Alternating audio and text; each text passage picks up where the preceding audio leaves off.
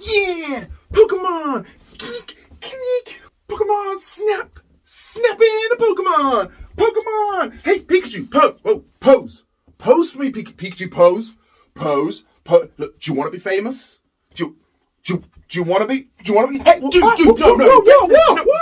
Get out of here, you! Do you want to be famous? Honestly.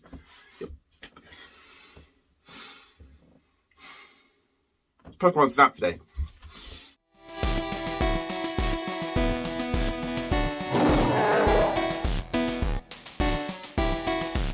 Hey guys, how you doing? My name is Codename Big Bear, or Stuart, if you want to call me by my first name. Today we're going to be talking about new Pokemon Snap. It's finally here. I am genuinely so excited. So before we get on to that, I just want to talk about my experience with Pokemon in general. I'm not a big fan. I'm just not. It sounds weird. I know I said I'm really excited for Snap, but I'm not a massive fan of the Pokemon franchise as a whole. I saw the original movie in the cinema. I got a gold Mew card, Aztec Mew. That was it. God, Aztec Mew, yeah, that's what it was. And I played Pokemon Red, Blue, and Yellow, borrowing them from a friend of mine, and Stadium here and there. But basically, N64 is pretty much where I stopped playing Pokemon. I wasn't even that big a fan at the time. But the one game that really stood out to me was Pokemon Snap. I genuinely loved that game. I poured hours and hours and hours into that game. And I had so much fun doing so.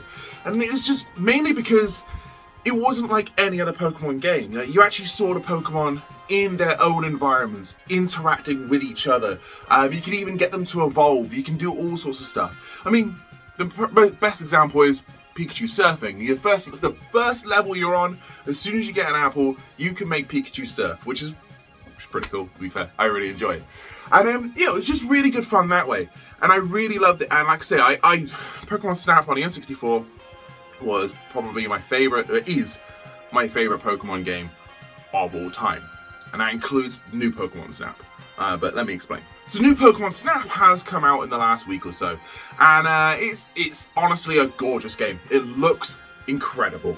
It really does. You haven't seen Pokemon look like this on any other platform, ever really. I mean, I suppose. Oh, I was about to say Detective Pikachu, but there's some ugly Pokemon there. I like it. I like Detective Pikachu, by the way. It's a great film.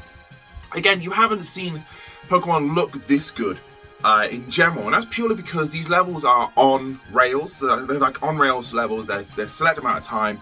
You're talking about maybe 5 to 10 minutes, depending on how fast your little cart goes.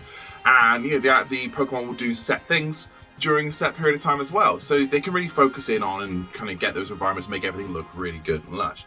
There was one point during the graphics I did, if I can find it, hopefully I'll get a shot up here for you. But there was one point where you see a shadow of I want to say a Butterfree. It's not a Butterfree. I'm useless at Pokemon names, like I said, not one of those, but some kind of butterfly thing flying past, and its shadow was kind of jagged like this. It was really, it was like it was lagging, but everything else was running really smooth. But that's kind of the only real major down thing I saw with the graphics. Other than that, everything was pretty. There was actually, some really nice light effects. So you go into night and day as well, and the change of the environments really is affected with the light, and it looks absolutely incredible. I could see Pokemon running around doing their thing. I caught myself a few times going, oh man, that's so cute. But there was, again, so I said about the jagged shadows, but it was sometimes your Pokemon did get a little bit too close to your camera, and it kind of went a bit pixelated. It was a very rare occasion that happened. But, like I said, the game looks gorgeous. It's got some standard environments that you'd expect. Jungle, sand, beach. Sand being desert. Beach, what else did I do? You have just a general country road, which was a kind of semi-new one. And you got volcano-ish areas as well. So kind of similar type of environments you see in most games. But again, this time round, you are on rails and you're being a photographer, which is just really fun. There are people out there that will play this game and be like, well, I don't get it. But the challenge for me, the reason I enjoy it so much is the challenge of trying to get the best photos of these animals as best you can. And you get scored for this as well, which is really like one of the draws back in. You get the score, so you want to beat your best score. You want to get the best photo you possibly can.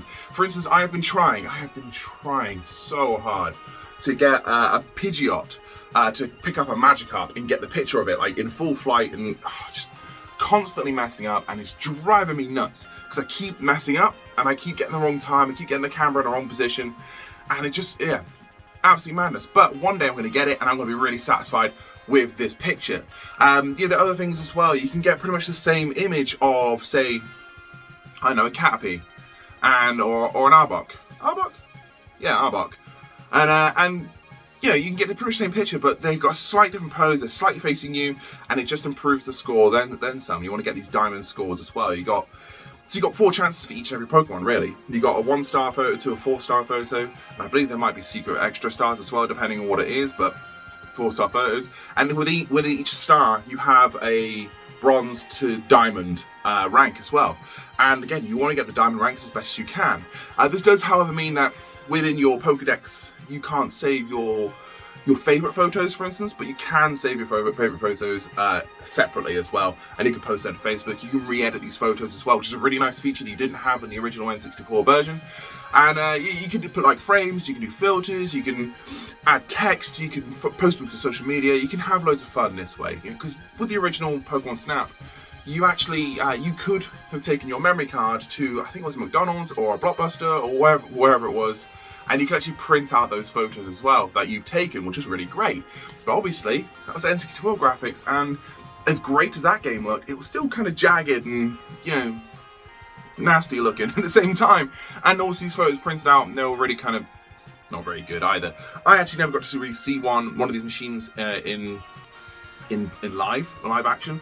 Live action, I don't know what I'm talking about today. But I never actually got to see one of these in real life. So, you know, it's one of those, I've seen this on the internet, and it's just kind of the standard little Polaroids. But obviously now you can just print them out properly, you got it all digitally, and you can have this, you know, if you're that way inclined, if you've got a kid that really loves Pokemon, they want to put up their favourite pictures of these Pokemon, they can do, which is really great. The music in this game is super catchy. Yeah, it's still right in my head at the moment, but it's kind of the same looping thing going over and over for each level, or for each section. So if you're in the menus, it's the same music. If you're in the cutscenes, it's a similar music. And then obviously for each level, they have their own specific music as well, which is good because obviously it's the environment and everything else. It's really catchy, really good. It's just kind of standard what you expect from Nintendo as well when it comes to that.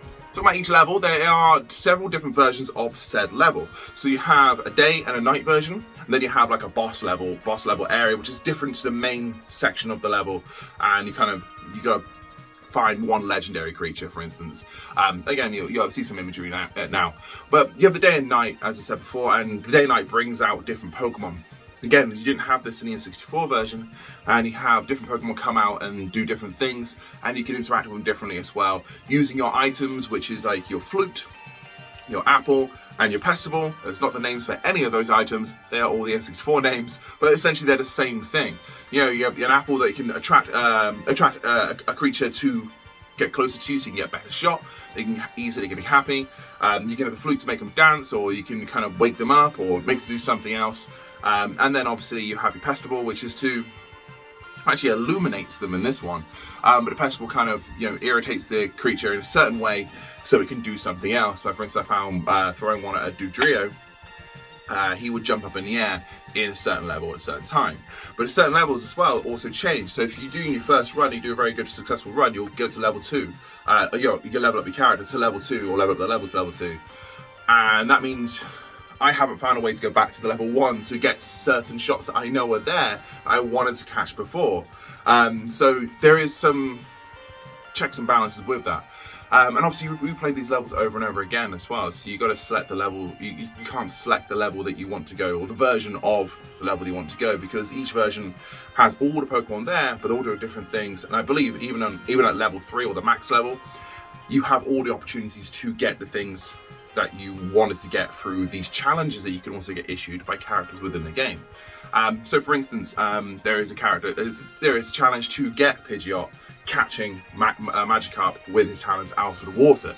You know, they're giving you that, and you get given a prize for it, which could be just a banner, you could be given a character icon, it could be just general achievement. You know, there's loads of stuff there. There are actually in-game achievements as well, which is really fun. You don't really have those in Nintendo games so much these days, or ever, to be honest. But in-game achievements, so you've got like a completion list that you can just check off as you go. I think the closest one to that is probably Luigi's Mansion 3 that had something similar that way. So there's loads and loads of stuff in this game that you can kind of play and muck about with, and you know, using your camera, you can have a lot of fun doing it as well. But one of the really cool features in this game is actually the Joy-Con motion controls. It's the best way, one of the best ways to play it, I think. It's a really cool way to do it. So your character's on rails, he's always moving. So no matter what, your character's always moving. But you can do a 360-degree turn all the way around and look around with the sticks. But if you pick up the Switch out of the console, you can literally hold it here and do this, and you'll look around the environment properly as it goes as well. So you're always looking at the environment, and it just points the way you want to point it, and then you can fine-tune that to get the centering on the image as well. It's just a very cool feature. I genuinely love it. It's one of the features that so I've wanted new Pokemon Snap to come out since about the Wii U, well, since I finished the original, to be honest. But the Wii U, I thought, was the perfect opportunity to bring it out, because you had that pad, you could have done the same thing. And now they've done it on the Switch, which is fantastic. It's a generation late, but it's finally here, and I really wish it was brought out last generation, because then maybe Pokemon Snap would have more games by now, and I really hope people do pick up this game, because genuinely it's really great fun. But one downside to it is just something that I was expecting, and it hasn't happened, but it's not actually a downside to the game, because again, this is new Pokemon Snap after all. It's a whole new story, it's a whole new thing. The original games, the original levels are not in this. It's not a reboot in any way. This is a complete new game, complete new sequel, complete new Pokemon going on. There's actually a story in this game as well, actually. I don't know why I didn't talk about it before. But there's actually a story going on. So in the first one, you're literally just hunting Mew. That's all you're doing. You're just going out, taking pictures, hunting Mew. It's a very basic game.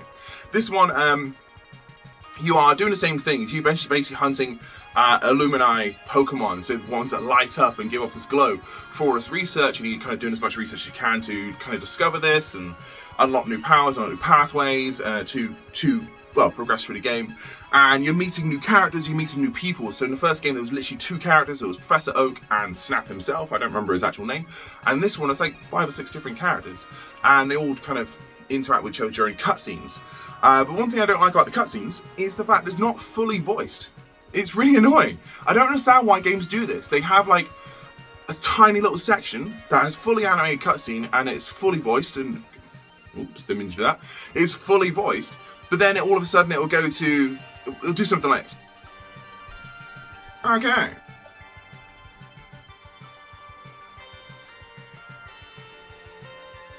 And I just don't really understand why he does that. I mean, the game's not massive, it's not huge. They could have fully voiced this entire game, and that would have been really nice and fun for everyone. Because even kids, like, so some kids are going to play this, it might be 4 or 5 kind of thing, and you can easily play this game, but they might not be able to read just yet. And again, that's not really a problem for adults, and it's not really a major problem. Obviously, they're not really going to want to read, I get that, but at the same time, just fully voice the whole game. Why not? It's not a massive game. There's like, there are games out there that are bigger, that have more vocals and more sounding in there than anything else. It's just a minor gripe, a personal minor gripe. Just wish it was fully voiced. And you got these voice actors doing it, and instead they're just making kind of like grunts and noises every now and again, and then once in a while you get a cutscene where they fully vocalized, but that cutscene lasts 5 seconds. And what's the point? Either just all text or all voice. Why do a mixture of both? I get it for RPGs. I get it for like Final Fantasy VII or something like this, where you can't necessarily, because there's so much script, you can't necessarily voice everything. I get that, but for a game like this, when it's so small, why not? Especially being Nintendo as well, you got all the money. You got the money to do it, so why not? And one other thing as well that I haven't discovered yet, and I'm not sure if it's just me, because I've only got about maybe halfway through the game or so. I'm not sure. I don't know how far into the game I got. I have been staying on the main levels for the first few levels for quite some time, getting as many photos as I can, but I haven't found any evolutions.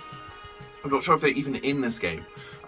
Whereas with Pokemon Snap, you could literally evolve certain characters. You'd be in a volcano level, you hit Charmeleon into the fire pit, and he comes down as Charizard, which was very cool. It's one thing I absolutely loved about the original game, which is why this one isn't quite the same level for me.